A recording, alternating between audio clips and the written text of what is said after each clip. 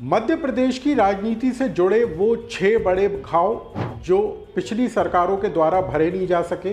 कांग्रेस की सरकार हो या शिवराज सरकार, इनके समय ये समस्याएं उलझती हुई, बढ़ती हुई और लाखों लोगों के लिए दर्द का कारण बनती हुई नजर आई। लेकिन मोहन यादव के सरकार के 2 साल के कार्यकाल में इन समस्याओं का हल ऐसे हो गया मानो जैसे कोई सर्जन ने जटिल ऑपरेशन कर डाला हो। आखिर वो 6 घाव कौन से थे, वो 6 समस्याएं कौन सी थीं, इनका आज हम पोस्टमार्टम करेंगे और हम आपको बताएंगे कि कांग्रेस और शिवराज सरकार के समय भी यथावत रहने वाली दशकों पुरानी समस्याओं का समाधान कैसे मुख्यमंत्री मोहन यादव ने एक के बाद एक फैसलों के जरिए कर डाला। तो कौन से थे वो 6 मुद्दे, अब हम आपको सिलसिलेवार बताएंगे और इन 6 बड़ी समस्याओं को जानने के लिए आप भी मेरे साथ बने रहिएगा। नमस्कार, मैं हूं अनुराग श्रीवास्तव और आप देख रहे हैं एमपी डायरी।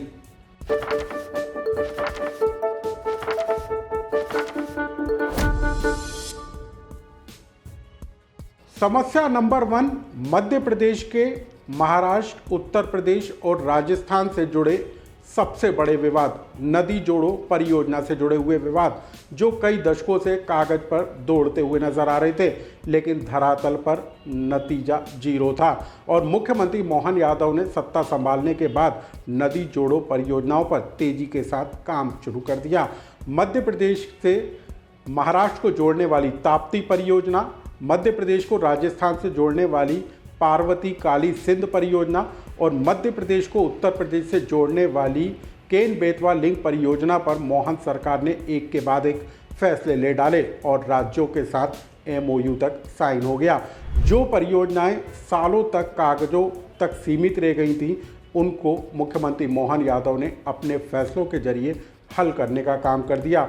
और मध्य प्रदेश की मोहन सरकार के इसी फैसले से न सिर्फ मध्य प्रदेश बल्कि राजस्थान, उत्तर प्रदेश और महाराष्ट्र के कई हिस्सों में अब पानी की सुविधा पहुंच सकेगी। क्या बताया मुख्यमंत्री मोहन यादव ने अपनी इस पहली समस्या के हल को लेकर, आप उसे सुनिए। राजस्थान में भी पानी पहुंचेगा, मध्य प्रदेश भी पानी लेगा और हमारे इस क्षेत्र के अंदर पीने के पानी की, सिंचाई की, उद्योगों की रचनाओं को पानी के माध्यम से डेवलपमेंट करने की पूरी फ्रीडम मिल रही है। तो ये नदी जोड़ो अभियान और एक सिलसिला चालू होता तो फिर कहाँ तक रुकता है। कितना अच्छा लगता है कि केवल राजस्थान नहीं, केवल उत्तर प्रदेश नहीं, महाराष्ट्र के साथ जोड़कर भी ताप्ती का पूरा ये एक नया प्रकार का वाटर रिचार्ज का पूरा प्रोजेक्ट बनाया और 70,000 करोड़ ये सारे चीज़ों में भारत सरकार 10% केवल राज्यों के लिए लगाने की बात कर रही। 90% अदरवाइज अगर इतने बड़े प्रोजेक्ट हम कैसे खड़ा करेंगे। 1 लाख करोड़ की पीकेसी योजना तो 90,000 करोड़ भारत सरकार दे रही, 70,000 करोड़ की पार्वती काली सिंध चंबल योजना, ऐसे 70,000 करोड़ की हमारी ताप्ती के साथ योजना बनी, जो हमारा बुरहानपुर के बाद खंडवा खरगोन के हिस्से से होते हुए इस पूरे नए वाटर रिचार्ज का पूरा एक नया प्रकार का बेसाल्ट हमारा पूरा काम आएगा। उसी के साथ मंदाकिनी चित्रकूट के अंदर केन बेतवा का फिर रिवाइज प्रोजेक्ट दिया, जिसके आधार पर हमारी चित्रकूट की धारा भी सरसब्ज होगी, चित्रकूट का धाम भी जगमगाए। मध्य प्रदेश में हर 12 साल के अंतराल के बाद सिंहस्थ महामेले का आयोजन होता है और इस महाकुंभ में देश भर से श्रद्धालु जुटते हैं। लेकिन बीते कुछ दशकों से सिंहस्थ को लेकर जो आयोजन हुए उस पर साधु संतों ने सवाल खड़े किए। सवाल उठाए गए कि उज्जैन सिंहस्थ मेले के दौरान श्रद्धालु और साधु संतों के स्नान के लिए शिप्रा नदी का पानी होना चाहिए, लेकिन पिछली सरकारों ने कांग्रेस के समय गंभीर नदी का पानी लिंक करके जो है शिप्रा में पहुंचाया गया। उसके बाद शिवराज सरकार के समय जो है शिप्रा में नर्मदा नदी के पानी को पहुंचाया गया और इसी को लेकर साधु संतों ने सवाल उठाया था कि यदि शिप्रा में स्नान का लाभ उन्हें नहीं मिल रहा तो वो नर्मदा के लिए नर्मदा में ही जाकर स्नान कर सकते हैं। लेकिन मोहन यादव की सरकार ने अब ये तय कर दिया है कि सिंहस्थ 2028 के आयोजन में जो श्रद्धालु और साधु संत हैं वो सिर्फ शिप्रा के पानी से ही स्नान करेंगे। क्या योजना सरकार ने तैयार की है और कैसे कई दशकों तक जिस समस्या का हल तलाशा जा रहा था उसे कैसे मोहन यादव ने हल कर दिया, आप खुद मोहन यादव की जुबानी सुनिए। आमतौर पर तीर्थ की रचना नदी माताओं के माध्यम से होती है। अकेले उज्जैन को देखें तो उज्जैन की क्षिप्रा नदी में 2 चुनौतियां हमको थी। सिमस तो 80 में भी हुआ, 92 में भी हुआ, 2004 और 2016 में। लेकिन 80, 92 और 2004 तक जब सिमस्त हुआ तो क्षिप्रा जी के जल में स्नान करने जो साधु संत सहित धार्मिक श्रद्धालु आए, उन्होंने गंभीर के पानी में स्नान किया। गंभीर क्षिप्रा जी से लगभग 20 किलोमीटर दूर से पानी लेके लिफ्ट करके आए और उसमें स्नान कराया। स्नान तो हुआ, कुंभ भी हुआ, सिंहस्थ भी हुआ, लेकिन मन में भाव कचोटता रहा कि ये अपन किस जल से स्नान करा रहे हैं। साधु संतों को तो मालूम नहीं, लेकिन हमको तो मालूम है। 2016 में हमने नर्मदा जी में स्नान कराया। तो ये बात सही है कि नर्मदा जी के टाइम क्षिप्रा लिंक की योजना में नर्मदा का मिलन हुआ, तो ये संदेश तो था।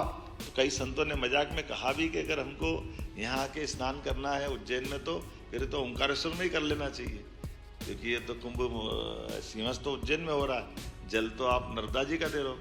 तो ये बात सही थी। मैं इस बात के लिए धन्यवाद देना चाहूँगा हमारे इरिगेशन डिपार्टमेंट के लोगों को, जिन्होंने इस चुनौती को लिया और हमने इस सिंहस्थ में क्षिप्रा जी के जल से स्नान करने का प्रबंधन कर लिया। चुनौती तो कई थी, मैं ये पढ़ी हुई लिखी हुई भाषा नहीं बोल रहा हूँ, ऐसे ही मुँह से ही बोल रहा हूँ। आपको ध्यान में आएगा कि हमने कहा कि भाई क्षिप्रा जी कोई बर्फ़ का ग्लेशियर नहीं है कि ऊपर से पानी बह के आ जाएगा। हमारे सामने चुनौती क्षिप्रा जी बरसात के पानी में जो धारा बनती है उससे पूरे साल काम चलाना पड़ता है। तो फिर योजना बनी कि इस बरसात के पानी के समय पानी को लिफ्ट करके एक बड़ा तालाब बनाए। तो बड़ा तालाब हमारा उज्जैन के पास बनाया, उसकी क्षमता इतनी बड़ी कि वो पूरे साल फिर प्रवाह के माध्यम से क्षिप्रा जी में जल पहुंचाएगा। तो ये लगभग 800 करोड़ की योजना बनी, जिसके आधार पर अब क्षिप्रा जी के जल से क्षिप्रा जी में लोग स्नान कर पाएंगे। मध्य प्रदेश की कई दशकों से चली आ रही तीसरी बड़ी समस्या खान नदी का प्रदूषित पानी था। इंदौर की खान नदी से जो बहने वाला प्रदूषित पानी है वो क्षिप्रा में, उज्जैन में आकर मिलता था। लेकिन अब मोहन यादव सरकार ने तय कर दिया है कि खान नदी का पानी डाइवर्ट करके गंभीर नदी तक ले जाया जाएगा। इसको लेकर सरकार करोड़ों रुपए की एक परियोजना पर काम कर रही है। न सिर्फ इस योजना के जरिए क्षिप्रा को प्रदूषण से मुक्त बनाया जाएगा, बल्कि इंदौर के गंदे पानी के निकासी को लेकर भी एक फुल प्रूफ व्यवस्था होगी। आखिर किस तरह की ये योजनाएं जिसको लेकर मोहन सरकार काम करती हुई नजर आ रही है, उसे भी जानिए।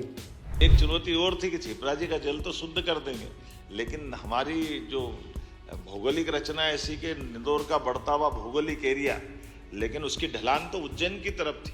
तो नर्मदा जी का पानी हो या क्षिप्रा जी का हो या गंभीर का हो, वो सब हमारा, जिसको हम खान भी कहते हैं, कान भी कहते हैं, उस नदी के माध्यम से पूरा गंदा पानी इंदौर का, सीवर का पानी उज्जैन आ जाता है। तो ऐसे में चुनौती ये थी कि वो पानी को शुद्ध कैसे रखें। तो इस बार ये भी एक अच्छा प्रयोग मिला कि जब हम बड़ी नदियों को राज्य के बाहर भी जोड़ने का अगर हम बड़ा एक रिकॉर्ड बना रहे हैं, जब यूपी के साथ केन बेतवा का बना रहे हैं, पार्वती काली सिंह चंबल के साथ राजस्थान का, या ताप्ती के साथ महाराष्ट्र का, तो एक राज्य के अंदर भी 2 नदी जोड़ो अभियान चलना चाहिए। तो एक राज्य के अंदर गंभीर और खान नदी को जोड़ने का प्रोजेक्ट बना, जिसके कारण से उज्जैन से लगभग 15 किलोमीटर दूर पानी को शिफ्ट करके डाउन स्ट्रीम में गंभीर की ऊपर गंभीर का डैम बनेगा, नीचे गंभीर का पानी सूखी नदी में जाएगा। तो वहाँ सिंचाई करके लोग उस पानी का किसान उपयोग करेंगे और ये गंदा पानी मिलने से क्षिप्रा जी का रुकेगा। ये प्रोजेक्ट भी इसी के माध्यम से, मौका पड़ेगा तो पत्रकार साथियों आपको ले चल के दिखाएंगे कि अंडर डक्ट बन करके 50 किलोमीटर नीचे बड़ा ट्रक अंदर से चला जाए, इतनी बड़ी टनल बनाना। उस टनल में नदी की धारा, ऊपर लोग खेती कर रहे हैं, किसानी कर रहे हैं, ऊपर खेती नॉर्मल चल रही है, लेकिन नदी की धारा नीचे जा रही। तो ये भी अपने राज्य के अंदर पहली बार ऐसा हुआ कि नदी से नदी जोड़ो अभियान में ये एकदम नीचे से ऊपर के बीच में, नीचे नदी का मूल स्रोत अलग, बीच में टनल अलग, ऊपर खेती चल रही है। तो 3 मंजिल पे काम हो रहा है। मध्य प्रदेश की चौथी बड़ी समस्या यूनियन कार्बाइड से जुड़ी हुई है। भोपाल में यूनियन कार्बाइड का हजारों टन कचरा यूनियन कार्बाइड परिसर के आसपास फैला हुआ था और इसको लेकर पिछली कई सरकारों ने प्रयास किया कि इसका निपटारा हो जाए, लेकिन कोर्टों के तमाम आदेशों के बावजूद सरकार कोई फैसला नहीं ले पाई। लेकिन मोहन यादव सरकार ने सत्ता संभालते ही भोपाल में यूनियन कार्बाइड परिसर में फैले हजारों टन रासायनिक कचरे का चुटकियों में निपटारा कर दिया।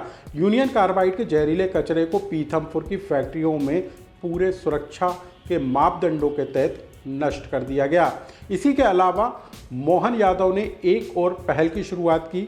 शिवराज सरकार के समय इंदौर में ग्लोबल इन्वेस्टर समिट का आयोजन होता था और इसका लाभ इंदौर तक ही सीमित रहता था। लेकिन मोहन यादव ने ग्लोबल इन्वेस्टर समिट भोपाल में आयोजित कर और स्थानीय स्तर पर जो है इन्वेस्टर कॉन्क्लेव करके स्थानीय स्तर पर निवेश लाने के प्रयास शुरू कर दिए।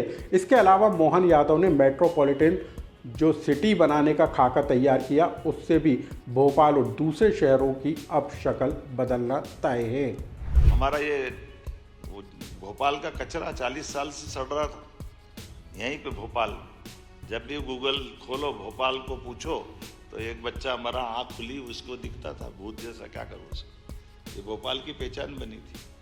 लेकिन आज भोपाल की पहचान उससे बदल के GIS भोपाल में हो रहा है, विकास हो रहा है। घटना हो गई, परमात्मा करे कोई ऐसी घटना नहीं होना चाहिए, लेकिन घटना के बाद वो कचरा कब तक पड़ा रहना चाहिए। Court, high court, supreme court सब हो रहा है, तो उसका निष्पादन प्रॉपर कराया और निष्पादन कराने के बाद आज जो हमको करना वो करेंगे। लेकिन इन पुरानी समस्या से निपटना तो हमको पड़ेगा ही सही। शहरीकरण के आधार पर 2 मेट्रोपॉलिटन अथॉरिटी, हमारा भोपाल भी बढ़े, केवल शहर के अंदर ही क्यों बढ़े, लंबा प्लान करना पड़ेगा।